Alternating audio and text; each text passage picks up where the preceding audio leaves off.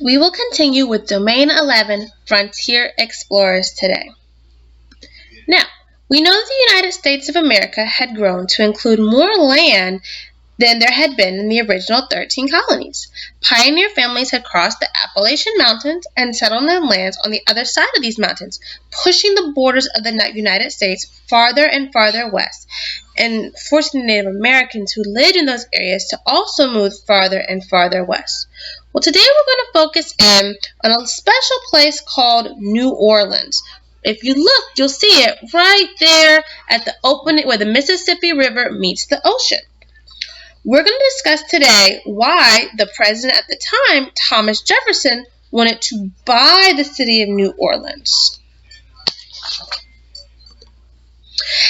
Entering his office in Washington, D.C., Thomas Jefferson, President of the United States, was pleased to find his friend James Monroe waiting for him. Monroe politely rose to his feet, but President Jefferson said, "Sit down, James. This is not a formal meeting, as you can see." In fact, Thomas Jefferson was dressed in his robe and slippers. As the two men sat down, James Monroe thought to himself, "Thomas Jefferson doesn't try to make himself look fancy or important, but he is the smartest, most interesting person I have ever known. How lucky I am to be his friend." At the same time, President Jefferson was thinking, "James Monroe, he is honest and intelligent, and he's willing to work hard to do a good job." Speaking out loud now, the president said, "James, I have an important job I want you to do. One that I think you are especially well suited to carry out. I want you to buy a city for us." "I beg your pardon?" James Monroe exclaimed in surprise. "Buy a city?" "Yes, I want to send you to France to see the Emperor Napoleon, who rules France and half of Europe as well. When you reach France, I want you to buy the city of New Orleans from Napoleon." James Monroe knew that the city of New Orleans sat near the mouth of the Mississippi River. French settlers started settling in New Orleans many years ago because they knew that ships and boats could travel up and down the Mississippi River, allowing people to buy and sell with one another all along the length of the great Mississippi River. James Monroe knew that France still owned New Orleans, plus a great deal of land west of the Mississippi River, stretching all the way to the Rocky Mountains. Jefferson stopped and stared into the flames of the fire by which they sat, for it was a chilly morning. Then he continued, "As you know, James, our nation, the United States, is on the eastern side of the Mississippi, while the area that France has claimed is on the western side.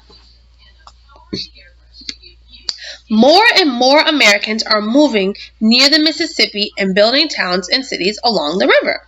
We must make sure Americans can do business up and down the river if we're going to build up that part of the United States. Right now, France and the United States are friends, and Napoleon lets American ships pass by New Orleans on their way from the ocean up and down the river. But if Napoleon ever grew angry with us..."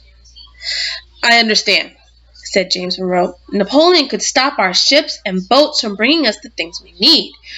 He could stop our farmers in that part of the country from sending food they grow to the rest of us back east, or stop people in the east from shipping farm tools to the farmers. I understand why New Orleans is important, but why would Napoleon want to sell the city?"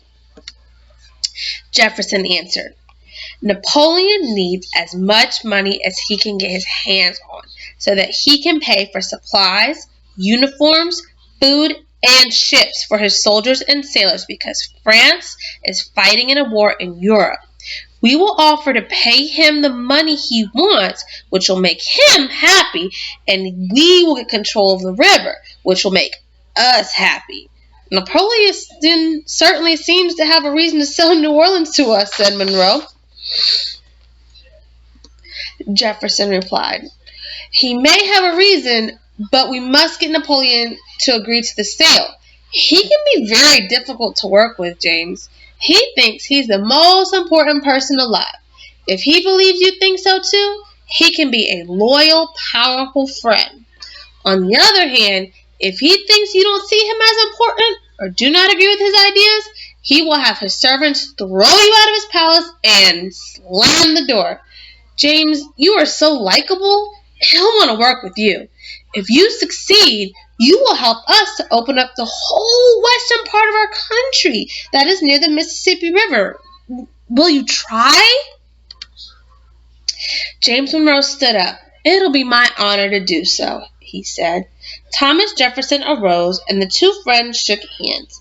As he turned to go, James Monroe thought, when I came here this morning, I had no idea I'd be going to France for the President of the United States. And just think, I'm going there to buy a city. Will James Monroe be successful? We'll have to find out tomorrow.